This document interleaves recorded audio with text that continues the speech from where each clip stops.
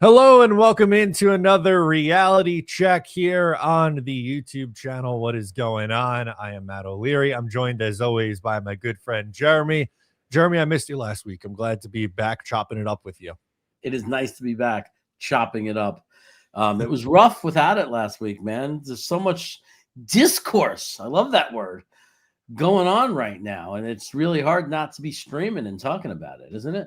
It really is. I mean, after a 42-10 loss, like everyone going into that game against New England, I don't think anyone thought the Jets were winning that game. I just think with you lose by 32 points, you give up 6 touchdown drives in a row to start the game.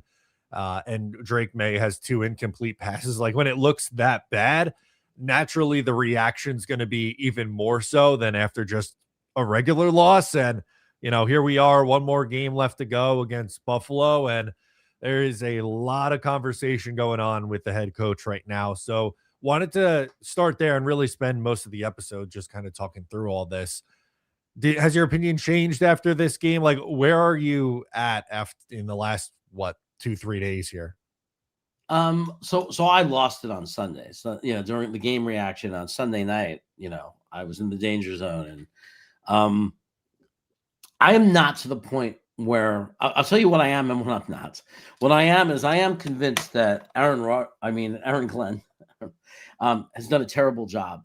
Like I know that's Captain Obvious here talking, but it's now beyond just, it's not his roster. It's a rebuilding year. This is, he's shifted, but it's not about, I'm not talking about firing. I'm not talking about any of that. I'm just saying we have to acknowledge that this is right now an incredibly poorly coached team. I don't understand or know how that could be denied, because I understand, and we could talk all about the roster and what's changed since we, when we were 2-7 and 3-7, and the tank-a-thon happened, and we'll get into all of that. But what we watched Sunday and what we've watched for the last couple of weeks was a debacle. I mean, it's it feels like 2 of the 3 games, or 3 of the last 4 games, we were down 21-0 by, the end of the first quarter. And you could see that there's no preparation. It's not just the roster deficiencies. It's wide open guys running all over the field. And it's the losing to the same type of plays or giving up the same kind of big yardage plays from game 1 when we were there against Pittsburgh, right? To on Sunday. It's the same plays. They're basically running what we used to call in Brooklyn when we played 2-inch and touch them and write it on our hands. They're doing what that you call a down and in. It's like, remember 10-step down and in, or a 5-step down and in? And they're literally doing that. They're doing 5-step down and in, meaning they go 5 steps and then they run across the football field. And they're wide open. And it's week after week after week, and we have a former defensive coordinator as a head coach who has not stepped in and put an end to that. So I cannot say anymore that Aaron Glenn is not doing a terrible job. Am I screaming fire him? That's different. And we can get into. There's a difference between acknowledging that he's not doing a good job as a coach versus he needs to be fired, and that's where I draw the line. Okay, and I think that's a good jumping off point. And for me, it's hard and I'm having a hard time myself, and I think a lot of people are struggling with this, of finding the balance of understanding the situation that they're in, where they trade Sauce Gardner, they traded Quinnen Williams, they shut down so many starters on both sides of the football, Mason Taylor, Garrett Wilson, Will McDonald, A.Z. Thomas, you go up and down the board, and there's a lot of guys who are playing that don't deserve to be starting in the NFL, like Jordan and Dean Clark and Brady Cook at quarterback, and the wide receiver trio that they're starting in A.D. Mitchell, John Mechie, and Isaiah Williams. Like, that's not an NFL caliber starting 3. I think it's hard, though, when you have a historically bad month like the Jets have had in December. The point differential this month is astonishing. Pretty much ever since their last win against the Atlanta Falcons, it's gotten progressively worse. They, were losing pretty badly to Miami. Tyrod gets hurt. It goes off the rails. And every other game since then has essentially been the same thing. So, like, I guess my question is like, what happened, right? Because there was not that they were this amazing team, but there was a run in the middle of the year after starting 0-5 where they were somewhat competitive over a 7-game stretch. They went 3-4 over that run and just looked like a normal bad football team. But at the beginning of the year and at the end of the year, it feels like it was so far off the rails.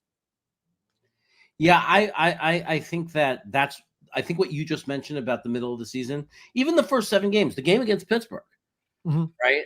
A team that's playing They for the should have won. division, a team that's playing for the division. I don't think that Aaron Glenn magically forgot how to coach. Like, why magically were we competitive in that game, almost beating a team that's playing for the division? We won those few games in the middle of the season. We were competitive. The 0-7, I'm not, it was terrible, but at the same time, it wasn't this. It wasn't what we saw the first 4 weeks. This didn't just magically happen. We can't pretend we're living in a box. The roster that's on the field has definitely changed. It's a major change when you look at the players that are on the field, let's say week 8 after the bye week 9, right? After our bye week when we won our first game. If you look at the roster on the field, and that was even after that was right before the trade. If you look at the roster on the field and then you look at the roster now, you got to be living in a box to pretend you don't know what's happening. Right? We understand that we are not putting out a real football team anymore. And the first 10 games were not nearly as bad a roster as the roster we're putting out right now in the last 4 weeks. There is a difference. And we can't pretend there's not a difference, which is why, although I will at the same time, because two things could be true, acknowledge that I'm not happy with the coaching, but also at the same time to sit there and say, fire Glenn. He's the worst coach in history, and he's got to go, and he's completely inept and incompetent.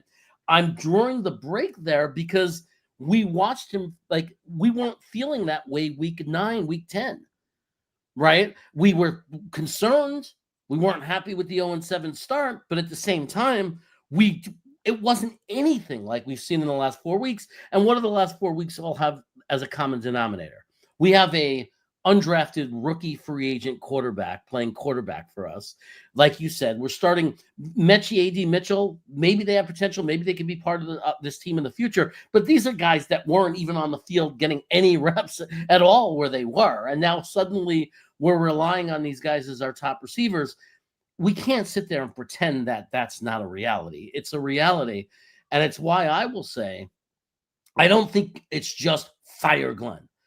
I think where I stand is I would love to, like, not love to, but I would be willing to see as he has an opportunity to start again after building his guys, some draft picks, starting to build his team, see what he does next year. But the other thing where I'm torn is if for some magical reason, some crazy good coach shook loose and became available, I certainly don't, and for some weird reason would come work for us. I don't want to pass on. I don't want to pass on a good coach because we're being loyal to Aaron Glenn. It's kind of like New England. They weren't going to fire Mayo, but then all of a sudden they were able to get Vrabel, and they were smart. They didn't pass up that opportunity. I don't want to pass up that opportunity.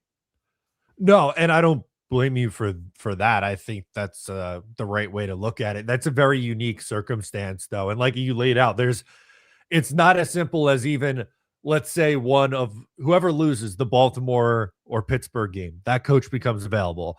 Clearly, in my opinion, John Harbaugh and Mike Tomlin, both those guys would be a major upgrade over what Aaron Glenn is.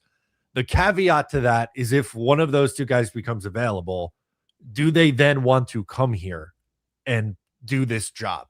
Well, that's the thing that We don't know. right. It's just very hard to imagine, other than money, why any head coach would want to come.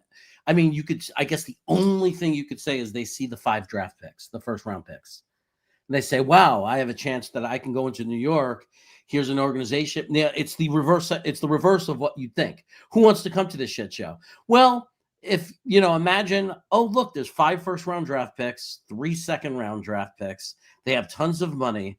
They're 15 years without playoffs. If I want to cement my name as a coaching great, I can go there, build my own team, right? Have all this capital to build a team and be the savior and cement my name as one of the great coaches because you went to the Jets and you did it. That would be that and a lot of money from Woody would be the only argument of why someone would be even interested. The reality is I don't believe there will be that magical candidate that's interested. And I believe that Aaron Glenn is staying. And the only choice we have, the only thing we could do as fans is we could acknowledge he's not doing a good job to this point, but we could also just be hopeful and hope that he went, goes into this offseason. We're going to make the right moves, draft good players, start building the roster he wants, and then just hope that we see a better team next season that's growing and going in the right direction. I don't see what else we could do, but as fans want that to happen. Yeah, and I went through earlier this week and took a look at first-time head coaches who had a losing record in year one and how that changed, whether it ended up working out or if they just blew up and it was over. And there's a few examples, more likely than not. Unfortunately, as we laid out here, it usually doesn't work out. But you have like Doug Peterson went 7-9 his first year and then won a Super Bowl. Kyle Shanahan went 6-10 and 4-12 his first 2 years. Brian Flores, I know he got fired after year 3, 5-11 his first year, 2 winning records after that, gets fired. Zach Taylor, 2-14, finds his quarterback, goes to the Super Bowl. Cliff Kingsbury, 5-10-1 his first year. He ends up making the playoffs. Dan Campbell's the example that obviously everyone's going to point to. 3-13-1 his first year. And then Dave Canales was 5-12 last year and going into week 18 has a shot to be a playoff team. But, that's a handful of examples. There's also, for as many names like that, there's, Nathaniel Hackett, Robert Saleh, Arthur Smith, David Culley, Joe Judge, Matt Rule. It's and every circumstance is unique, right? Every stop is different. You can't just say, oh, well, this happened here. It's going to be this copy paste exactly what happens with the Jets. But, a lot could change, being the keyword, change if they do find their quarterback and if they do hit on draft picks and build out the roster with their free agency money. I mean, just because I know everybody in the chat's going nuts, and I'm not sitting here defending Aaron Glenn to sit there and say, no, he's a good coach. I'm not doing that, but I'm trying to be honest and fair. And I think in fairness, we have to understand, let's say we got, I don't know, Malik Willis or even Winston, or, let's Jameis Winston. Let's say we just get a different quarterback, even if we draft a quarterback that starts the year. Just those guys I mentioned is a different level than what's out there the last 4 weeks. And it wasn't this bad. It wasn't this much of a debacle 4 weeks ago. When we just came off the win against Atlanta, it wasn't that bad. It was bad.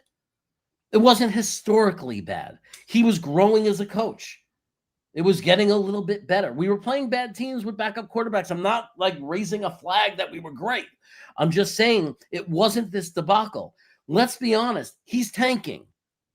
They're shutting down every player. If they sprain a pinky, they're shutting done. I mean, they're shutting everybody down. They're tanking. This is a tank. What we're complaining about is we still want to see them coached well and look like a real NFL football team on the field.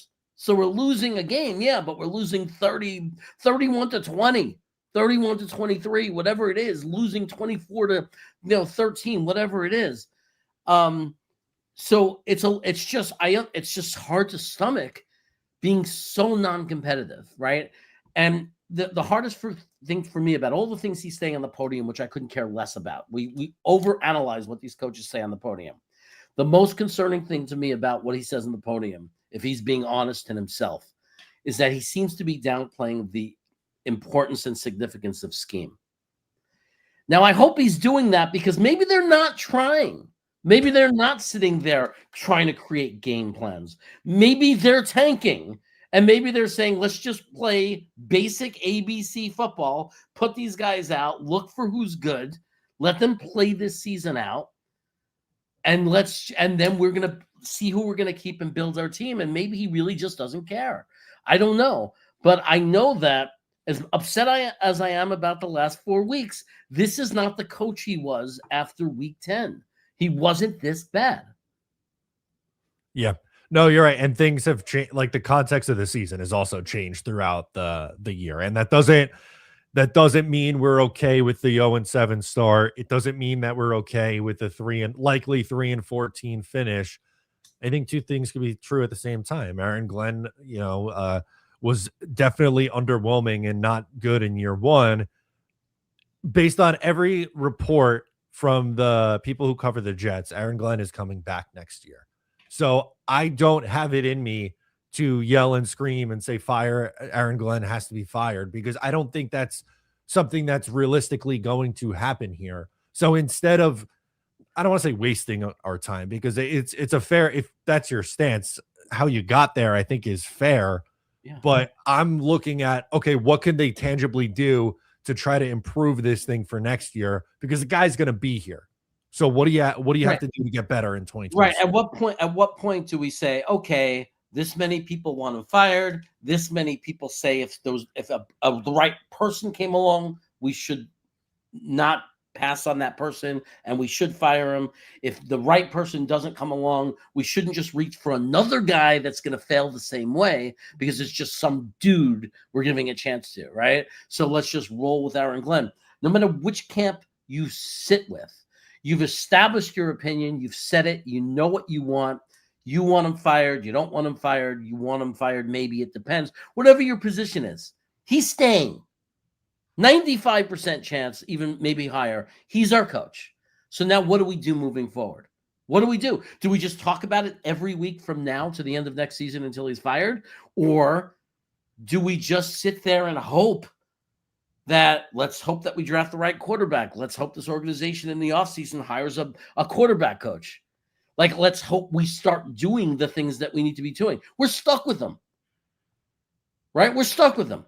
Whether you hate him, whether you not hate him, this is our guy. This is what we're stuck with. How do we move forward, and what is the conversation going to be? Yeah. No, you're right. And I want to get into some of the comments. And our friend Jake Asman chimes in with the super chat. So wanted to say thank you to Jake. Will Aaron Glenn hang a banner if the Jets finish the season without a single field goal blocked? I'll hang up and listen. Happy New Year, fellas. Go Jets. It's funny. And there's a lot of the one that gets talked about the most is how they are very likely to go through the entire season without an interception.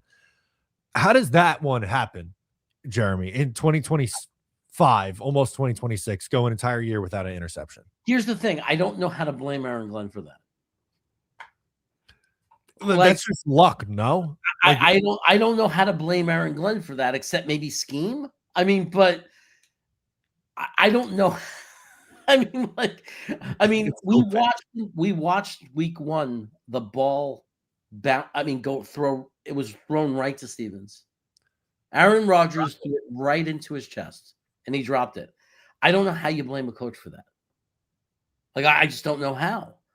Like, we've seen, and I guess you could say scheme.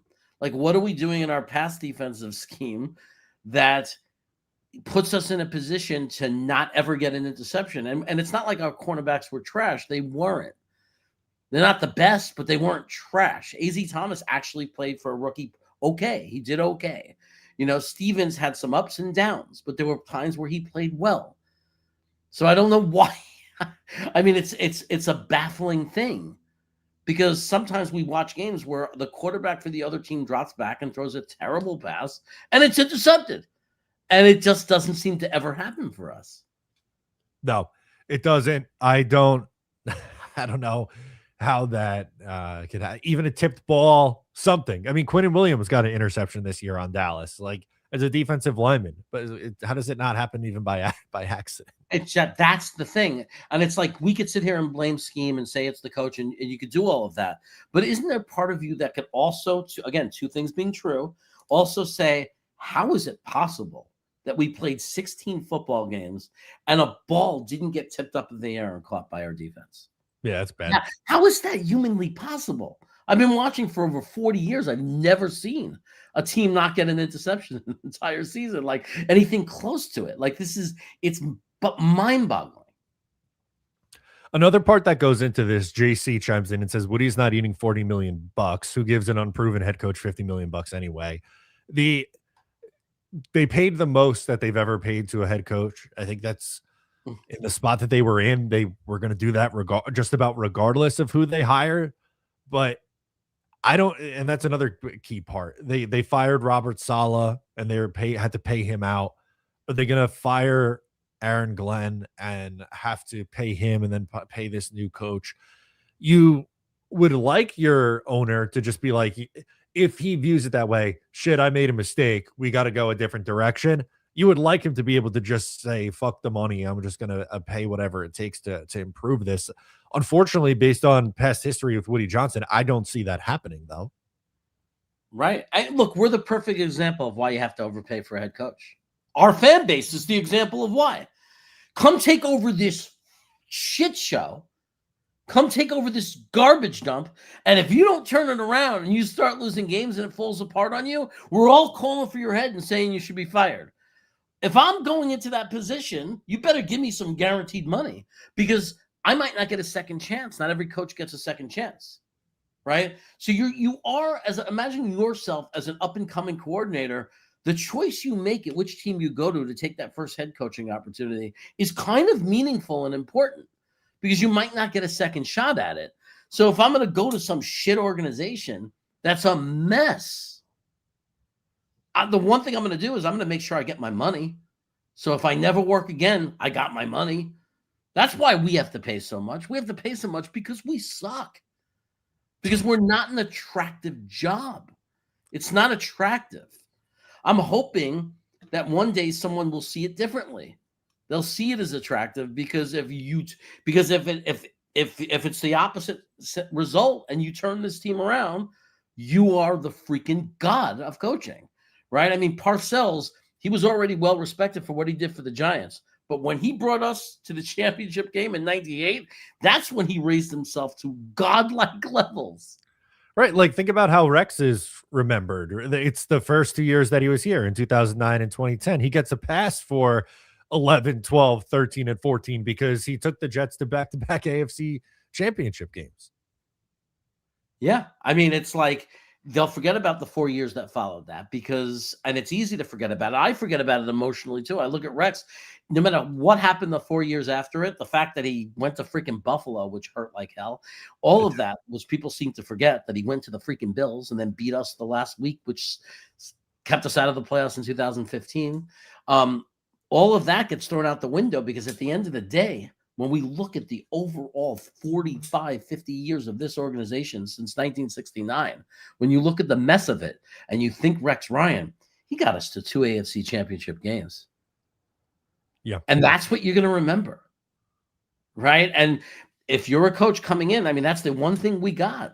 You bring us to a championship game. If you bring us to a Super Bowl, you're going to be legendary. You're going to be a legend in New York. Your name will never be forgotten in New York City, right? New York, New Jersey, the biggest area, media, whatever. If you come here as a coach and bring the Jets to the Super Bowl, your name is like, people like that. Your name is forever. Yeah. And that there's a lot of pressure that comes with that, obviously, because of how many failures there have been here. But you're right. The person who finally does or even breaks the playoff drought, Jeremy, like in 2022, they were 7-4. If they won 2 more games, went 9-8, and Mike White stays healthy, they make the playoffs and lose by 30 points in Buffalo in the wild card game. How well are we thinking about Mike White now, or Ryan Fitzpatrick in 2015, that team, if they made the playoffs? How immortalized, not to the extent of what a Super Bowl champion would be, but it would be, oh my God, they broke this 10 at the time, 10-year drought, whatever. That's a big deal. Yeah. Yeah. I mean, and it's like your name it doesn't mean you're guaranteed gold and going to get another job. Like again, bring up the Rex Ryan thing. When everybody was yelling we should hire him, a lot of us said, that we're around for those times and old enough to remember it well and intelligently said, wait a second, do you remember the 4 years after? Like, we will always love him. We were so conflicted because, like, I love Rex Ryan because he brought me so much as a Jet fan. Sure. Right? He brought us so much. But at the same time, do I want him as my next coach? Well, I remember the 4 years in the direction of the franchise. Then I remember how quickly he lost his job in Buffalo and how his career ended as a coach. Why would I believe that 10 years after that, he's ready to come back into the NFL from being a reporter or whatever, the studio, to come in and be a coach? But man, you could really, your name will live on, man. Rex Ryan will always be a treasured name in most of the Jets community for most Jet fans, especially the ones of us that were around, because we've gotten so little winning that if you're the guy that gave us some winning, we're never going to forget you for that. No, not at all. A little bit of a different conversation, but I want to bring up Mr. Bruno's comment saying this is kind of the opposite side, but Woody Johnson doesn't like losing face. I don't think he continues into the offseason like this to run this back. Is that an angle that maybe we're not putting enough stock into? Is how Woody Johnson perceives? He tolerated Robert Saleh for almost 4 years. Over 4. I mean, he didn't get the full 4 years, but he got into year 4. And it was a shit show. The locker room was a mess. I don't know what the locker room is now. I heard there was some fighting on the sidelines. So that was the first thing of like extra concern for me, if it's true. But I mean, the locker room was a mess. It turns out all those reports that made us so angry against those reporters is turning out to be true. Like I thought, bullshit, there's no way that's true. Woody Johnson told Mike White that he sucks. And he was hurt. He was playing hurt for us. And he's a backup guy that we got for nothing. And Woody went up to him and told him he sucks. So that's how broken this organization is. I don't know that. I'm not saying he's going to wait 4 years on Aaron Glenn if this doesn't change, but I don't know. But I don't. When you say he doesn't like losing face, he didn't lose face for 4 years with Robert Saleh. No, I mean, I think he definitely did. I mean, he might not like losing face, but he sure knows how to do it. They do that more often than not. Right. So anytime he opens his mouth, he does it. When have we fired a coach in just one season? Like, I mean, when has Woody done it? Was he the owner when Pete Carroll was let go? No, Al Groh, right? That was the first year, I think, in 2000. Al Groh left. Al Groh resigns. So then that wasn't even on him then, right? That's the only other example. Yeah, I think we were 10-6 with Al Groh. He walked away. Yeah. And then obviously Herb comes in, but these guys usually get a few years. Broadway Jets, shout out those two. Says, I look at the potential 2027 head coach pool way better than what's currently there this cycle. I mean, when you look at some of the names that the Titans are rumored to be bringing in, like, I think Jeremy and I talked about this earlier. I don't want to just rip the Band-Aid off and be like, we're firing Aaron Glenn. He wasn't good enough. Let's hire another first-time head coach. Like that, I think you're just kind of hitting the panic button. It's different if there's, someone else that you could point to, like a John Harbaugh or Mike Tomlin. But, as we said earlier, they'd have to want to come here too. Right. I said that the unlikely event that Tomlin or Harbaugh, a guy like that, shook loose, and in an incredibly unlikely event that they wanted to come here.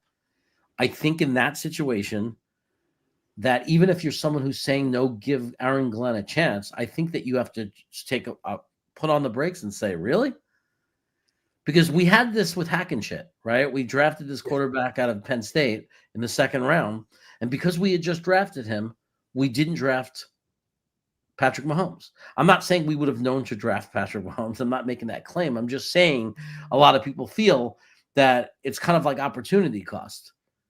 It's not the fact that if a guy if a guy like that Tomlin wanted to come here and coach, now you're talking, it's not just it's much worse than just giving Glenn another year and he fails and say, see, we wasted a year. Now you gave up the opportunity to have this coach that could, might be the answer. So I think that, that has always got to be a question for everyone. Like, what if the right person came? I just don't see that as a realistic scenario anyway. So I don't think that it's worth spending too much time on, because I just don't think that that's going to happen. This comment from Calzone Moto, I think, is a fair one, saying we need an X's and O's coach, not a brand coach. And I think if you look at Aaron Glenn, he was brought in not because he was some defensive guru, right? Like Robert Saleh, defensive mastermind. Yeah, that's the tag that he had.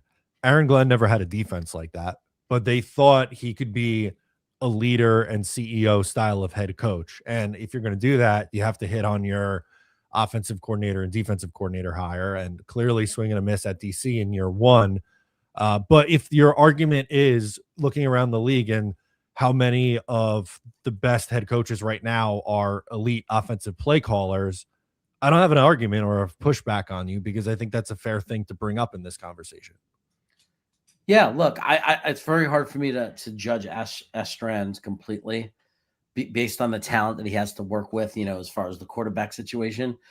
I think that, I mean, I'm not sold on him. I'm not defending him. I'm just not sold on him that he's terrible. I just don't know him yet enough to know 100% to be confidently say he sucks or he doesn't suck. I know we need an experienced quarterback coach in that room if we draft a quarterback. Like, I don't think anybody argues that. I think that it's okay. Aaron Glenn could be a guy that's not an X's and O's guy, just like you said, but you better have the right coordinators. So obviously Wilkes was not it.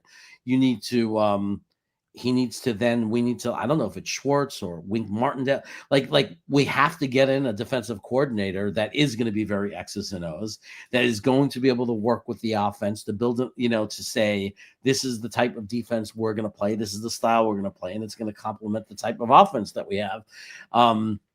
And I think there have been coaches that are successful not being the X's and O's guys, but being the culture guys, and and the discipline and the accountability and that type of thing. I think it's possible, but like you just said, if you're going to be that kind of head coach, you better be really good at finding and the right coordinators, like, to do that. And definitely 1 for 3. He found Chris Banjo, right? The Steve Wilkes, clearly a miss. He didn't really find him. A lot of people are giving him credit for Chris Banjo. I just want to say, Sean Payton was his mentor.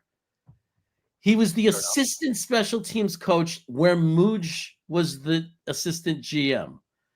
They gifted him Chris Banjo. I just want to say, but he had the right connections to get him, though. No? He connected in New Orleans with him.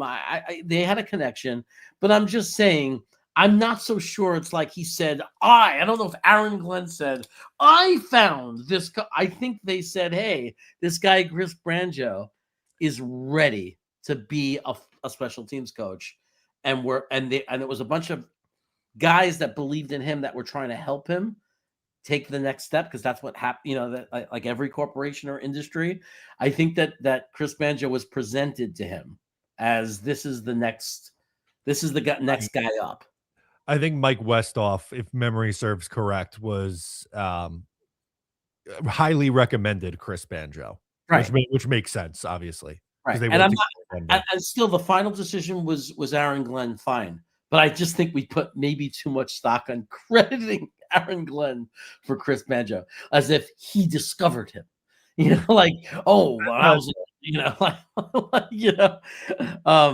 And that's a really scary thing when that's your claim to fame. I found even if it was true, I found the special teams coach. Look, he's a great find. He's a great coach. We all love him, but you better have more than that. Keeping your job as head coach. Totally valid. Interesting one from our guy, Johnny Boy. He says, question for the panel. We need a quarterback coach. Which quarterback coaches would you want to bring here? So right now, Charles London is the Jets quarterback coach. He's had a bunch of 1-year stops or short-term stops as a quarterback coach in Atlanta, Tennessee, and Seattle before joining the New York Jets. Is there a name an obvious one that jumps out to you, be like, I would look to bring in this guy? Or is there a type, even if it's not a name, that you would want to add to this offensive staff? I mean, I hear people talking about things that just don't seem possible that I would love. Like, let's get the quarterback coach, the former NFL quarterback from Minnesota. But it's like, but he's not making a lateral move. So I was talking about the other day with Dano, like, I think that if you want to bring in a guy that's a great quarterback coach, that's already a quarterback coach for another NFL team, you would have to offer them like the title assistant head coach or something. Like you'd have and pay to justify overpaying them. Like you'd have to do something really weird to make it like a step up. So it's hard for me to name somebody that's available that is less than right now in their positioning than an NFL, than a quarterback coach in the NFL. So what it has to be is a staff gets fired, like somebody gets fired, like an entire staff gets fired, let's say, and the offensive coordinator for that team was a really good quarterback coach once and was promoted to offensive coordinator. Like, I don't know who this is, but for example, if Cleveland's entire staff was fired, what if their offensive coordinator used to be a really good quarterback coach and he can't get another job? So you bring him back to where he was good as a quarterback. Like, so I don't know what coaches are going to become available, but we just have to look at who shakes loose and say, is there somebody out there with a proven track record of being a really good quarterback coach? Maybe you get somebody who used to be an offensive coordinator. What about Dable? Brian Dable? Would you consider that? I don't think he would go down that far because I think he'll get an offensive coordinator job opportunity. But if he didn't, what if a guy like Dable didn't get offered a job as an offensive coordinator and he needs a job? You know? Yeah. And then we draft somebody like Dante Moore or Mendoza, and maybe Brian Dable says, I'll take that job. I'll develop that quarterback.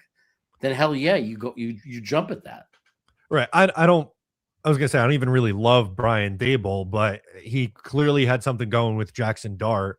And obviously the reason why he was hired, he was a big part of the Josh Allen development in Buffalo. So I don't hate that idea. I don't know if he would take it, like you said, but someone along those lines. Like, what's Frank Reich up to? I mean, Frank Reich is the guy I was going to say, because I see his name and I'm like, is he working right now? Like, where is Frank Reich? I think he's with Stanford. Yeah, he is. So Stanford, what is Stanford doing? That college program is in the shits, right? So he's an advisor there. Right. So what's going on in his life? Like, hey, man, we got Dante Moore, we got Fernando Mendoza, we got Malik Willis, whoever it is. We got this young. We got a young quarterback who needs a really good coach. We'll pay you a shitload of money. He's a Long Island guy too. Freeport. Yeah. Bring him home, Frank Reich, baby. It'll be great. Because he's the kind of guy that if Tanner Estran fails, here's your guy to step up and be the offensive coordinator. Exactly. At least on an interim term to see how it would go. But that's the type that I would be looking at. Someone who either was a head coach or had some success in the league with a previous quarterback. Yeah. I mean, we just can't keep bringing in these like just nobody guys who've accomplished nothing and on a wing and a prayer. I mean, we might have no choice because again, we have to remember, you have to find somebody that's willing to work for us. Johnny Boy brings up Eric Bieniemy, which is a name that Jet fans have talked about a lot. He's actually the running backs coach in Chicago, so he is in the league and has a job. I don't think he would jump from running backs coach to quarterback coach with the Jets. I mean, I guess it's possible, but I can't see it. Why would you leave Chicago to come to New York right now? They're this up and coming team. Stay there, be the coach, you have a shot at the Super Bowl ring in the next couple of years. That's how you launch a career. Now you go out there into the world and say, offensive coordinator, please, or, what's my next step? Because, like, how can I rebuild? Because now I have a ring. And now I could say I was in Kansas City getting rings, and now I was in Chicago getting a ring. And at what point can I convince people that I'm the right guy to bring into an organization, into an offensive coaching system? Bun has, I'm calling him Bun. He has a hot take. Says the Raiders getting the number 1 pick is a blessing in disguise because I feel Mendoza is not as good as last number 1 picks. I feel Moore or future quarterbacks would be better. And look, if that's your evaluation, I'm sure there's going to be other people who view Dante Moore as this class's number 1 quarterback. I personally don't. I know Jeremy doesn't, but who's to say that the Raiders don't? Who's to say the Raiders don't like Dante Moore? And if the Jets finish with the number 2 pick, maybe they have the chance to take Fernando Mendoza. Fernando Mendoza is not a generational quarterback prospect. He is not far above the other quarterbacks, like the way Trevor Lawrence was in that draft where everybody called it the Trevor tank, or, tank for Trevor. Like, that's not what's happening here. It is December 31st. It's not even January. The draft is in April. There's the Senior Bowl, this bowl, the interviews, the private workouts, the combines.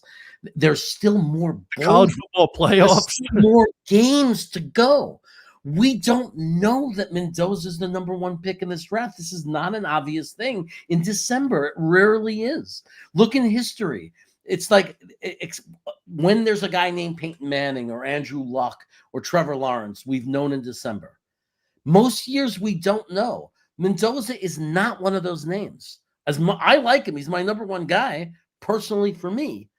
He's my number one, but in no way am I claiming that he is the outright, stamp it in December, number one pick in this draft. We don't know that. What if Dante Moore leads the Ducks to a championship, to a national championship, and Mendoza loses the first game of the playoff and plays terrible? I was going to say they play Alabama the first game, right? So what if Ty Simpson wins and goes on a run? Then does Ty Simpson's stock rise up over the next few months? Right. Possible. And then, we have no idea. And it's like, and the thing is when I say he's my number one, I'm not even putting people down for liking Dante Moore. Dante Moore might end up being better than Mendoza. I have no problem with that. there's no part of me that thinks I am definitely right. We have our opinions. We have our, what we feel. I feel this guy's better. I feel that guy. There is no outright best quarterback in this draft right now. I don't know. Like Dante Moore has a lot of good film also. So I don't know that the Raiders are not going to take Dante Moore. And I also agree 1,000% with this sentiment. A lot of us and people that are screaming, we need Mendoza. Yes, sometimes it's a blessing in disguise. Sometimes you have a different guy at your number two. You take your number two pick, and then the number two guy ends up being a lot better than the number one guy. We're seeing that happen with Drake May. Would New England have taken May over Williams? I don't know. I don't know. Right? Or even in the Texans a few years ago when they had Lovie Smith, they wanted the number one pick. They were tanking. They would have taken Bryce Young over CJ Stroud. I think it's fair to say CJ Stroud's been better in the NFL over Bryce Young so far. Yeah. Use this. I was talking about this the other day with somebody. Right. That's how easily it happens. CJ Stroud just fell in their lap. Yeah, so I 100. I guess what I'm saying is I completely agree with this, except for the fact that I do think Mendoza is my number one, but I do 100% agree that we could end up with Dante Moore. Everybody's pissed, or the majority of people are pissed. There's plenty of Dante Moore people out there, but the majority of fans are pissed. We didn't get Mendoza. We should have tanked. We didn't get Mendoza. And then Dante Moore comes out and ends up being the much better NFL quarterback. Yeah, it happens. Swamp Ranger with a super chat. Thank you, Swamp Ranger. Says, how much to get Tony Romo out of the booth for quarterback coach?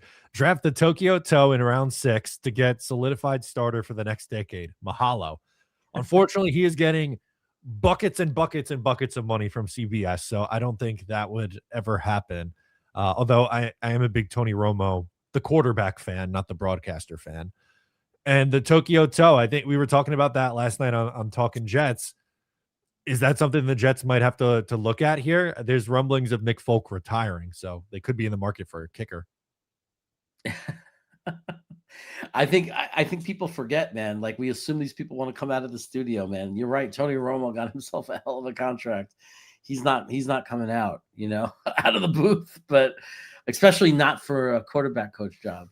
It's surprising that Rex Ryan would want to come back and be a head coach, believe it or not. He's probably making nice money, nice, easy life in that studio. It is a lot easier, right? You're not grinding 365 days a year, 18-hour days all the time. You go in, you go to the studio, you go home, and you're done for the day. There must be some hell of a rush that comes out of leading a football team, though. It's got to be. This one from JC made me laugh, so I had to pull it up. Honestly, they should do a George Costanza and do the exact opposite of their instinct. What they have been doing, it ain't working. I know. That would be great. That would be great if we came in. The Jets take it with the third overall pick. The Jets take punter from Oklahoma State. Do the complete opposite. And then in like the 6th round, the Jets take Drew Aller out of Penn State. Next thing you know, he becomes a Hall of Fame quarterback. And it would be, and I don't think this is what the Jets are going to do, but it would be very funny if after all the swings they've taken on quarterbacks in the first round and high in the draft, if they took someone in like the fourth round and they just ended up being like good, like Dak Prescott or Kirk Cousins or someone like that. I happen to love, and I know there are people out there that are going to hate this that I say it, and that's fine. I'm not throwing it in your face and making any guarantees, but I happen to like Sawyer Robertson. Okay. Out of Baylor. I like him. He's big, he's tall, he's got a cannon of an arm. I think he makes every kind of throw. I love his tape. I love his film. The chances are though, and because I've said it to other people, he's a mid-round day 3 pick, like third, fourth round pick or whatever he's going to be. And typically they have about a 4% chance to have any success in the NFL. And I get that, but we all have our guy. Yeah, we all pick guys like that. Who's your third, fourth, fifth round guy? Obviously I still like Drew Aller, but I'm not going to be the idiot out there screaming for Drew Aller because you get really roasted for doing that. So I'm just going to shut up about it, and we'll see what happens in his career. You don't think he's generational, a top 5 pick? I'm not going to go out there and say Drew Aller is generational, but I'm going to say even if you take a guy like Mendoza or Dante Moore, if you're sitting there on day 3 in the 5th round, not that I'm saying this would happen, and Drew Aller is still on the board, I don't think there's anything wrong with taking him and saying, well, if the first guy doesn't work out, or if maybe you need a backup quarterback, or maybe he comes in and does like what Malik Willis is doing for Green Bay, except you still have 2 years on his contract and they have great trade bait. I would take a flyer on a guy like that, and I think we're a team that's never had a quarterback. So I have nothing against drafting too. Yeah. I don't blame you for having that approach, right? Yeah. They have a ton of picks. Might as well. Guys come out of nowhere all the time. Brock Purdy came out of nowhere. Tom Brady came out of nowhere. Kirk Cousins came out of nowhere, right? Josh Allen, played for Wyoming. So, I mean, guys come out of nowhere all the time. Like as far as the school, they don't come from these top schools. So, yes, I understand why I'm not screaming that we should take a guy out of Baylor in the first round. I'm not saying that at all. But if we were sitting there in the 4th round, 5th round, and they took Sawyer Robertson, like based on the film I'm watching, I mean, to me, he has just as much chance as any other no-name quarterback that ends up being good. Yeah. Why not? I like this one from Peter S. He chimes in and says, I believe even if they did draft Dante Moore, he needs a better quarterback coach, sit half a year behind Willis or an equivalent, and get as much talent around him as possible. The one difference that I think with Mendoza, and I'll also include Dante Moore and Ty Simpson in this conversation. I think if the Jets were to draft either Ty Simpson or Dante Moore, I would be rooting for them to sit to start the year. I don't think either of those two guys are ready to start right away. And that doesn't necessarily have to be a bad thing, right? Like we just saw it. Jackson Darts, the plan was to sit him, and he sat the first, 3-4 weeks of the year, but showed he was ready and took over, and it's been pretty good. Let's say you had a scenario where someone traded in front of us to the Giants, and both Dante Moore and Mendoza were gone, and let's say the Jets didn't like Ty Simpson, or Ty Simpson stayed in school, right? Okay. What I like about Malik Willis is you don't have to gamble the farm on him, right? Let's say you sign him for a 3-year, I don't know, $65 million deal, 2 years guaranteed kind of thing. So the worst, you're stuck with him for 2 years, right? And so if he doesn't work out, if he doesn't work out, you're not dead. You could still draft so we didn't get our quarterback now. We could still draft a quarterback in 2027, or there's a chance that Malik Willis, let's say we signed him and he worked out. And he was really good. It was like, holy cow, he's really good. We got our quarterback. Then we get to use all of our picks on quality position players. We get to build up our roster, and we get our quarterback. And wow, we struck gold. But the risk isn't too high, because if he doesn't work out, then he becomes what Justin Fields was supposed to be. He becomes the bridge quarterback, right? He doesn't work out. He doesn't play next year. He plays bad next year. He's not that good. We draft a quarterback in 27, right? And hopefully don't have to trade any assets to do it, because we're going to stink again anyway. And then boom, we're not stuck with him anyway. Like he becomes the guy who starts the season. You keep the young guy on the bench for half the season, then you bring in the young guy, and then the year after that, you shake free of Willis, and you got your young quarterback. Like I kind of like how that all sounds if we don't have an opportunity to get Dante Moore or Mendoza this year. Yeah, and from the team building perspective, I think that makes sense. I wanted to bring this up and get your take on it. I was saying it last night on Talking Jets. I think the Jets are going to be aggressive for a quarterback this year rather than waiting, right, in that scenario. Like, I could see them, if there's two quarterbacks, making the jump up to the number 2 spot to ensure that they get one. Because if, let's say, they bring in Malik Willis or some other stopgap option and they win 4 games next year, is Aaron Glenn and Darren Muji going to get the opportunity to draft their own guy in 2027, or are they going to be fired? Well, that's an argument of why you think it's going to happen, right? Like that they're going to do what they can. And it's true. Like we have to remember that the motivation of and what motivates general manager and coaches to do things don't always match what you might lay out as the best long-term plan for the organization. They're thinking in the terms of their job. And you're right. They might say, we don't have another year. We have to get our quarterback now. And we have to do everything. And that hurts sometimes. Sometimes it works because sometimes if the quarterback hits, it doesn't matter what we trade. Nothing matters. If you hit on quarterback, we're happy. No one's going to care or remember what it costs if you hit on quarterback, right? So if it works, it's great. But man, that could hurt an organization when you have somebody doing something that's not really the best thing for the long term. It's the best thing for them. What I like about not having to draft a quarterback in 2027, if we were to get our quarterback this year, a positive for me is I've already looked into it a lot. The 2027 draft, not just quarterback, is a far superior draft to this year's draft as far as talent. Positional talent that's going to be there. So imagine having those 3 picks in what's said to be possibly the best draft in a decade as far as talent. So not only will we have 3 draft picks, the Jets draft pick will probably be pretty good. The Colts are not exactly making me think it's going to, that they're going to have that great of a season next year. For the Dallas pick, we get the Dallas Green Bay, whichever pick is better. Right. So Dallas didn't make the playoffs this year. It's not impossible that they're not going to make the playoffs now. I mean, we can end up with 3 top 20 picks next year in a draft being said as possibly the best, most loaded draft in the past 10 years. People are super excited about it. We got a lot of great talent coming out next year. So I would love to be able to get our quarterback now just because of that. Because then we can we're going to get to add 3 guys in a loaded draft. Yeah. Jonathan Francois chimes in with the super chat, says, fire Glenn, hire anyone else. Happy New Year. Happy New Year, Jonathan. Unfortunately, I don't think you're going to get your wish. I'd be surprised if they moved on from Aaron Glenn. Yeah, I mean, and I don't want to sound like I'm disputing anybody that wants to fire for anybody who wants to fire Aaron Glenn. I get it. Like, I'm not like sitting. I don't think like I'm not part of this discourse on Twitter where people are insulting each other, calling each other names. Like, I get it.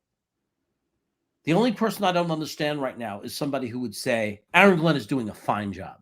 If you're saying that Aaron Glenn, right? If you're saying Aaron Glenn has is, hey, let's give him a chance with his roster.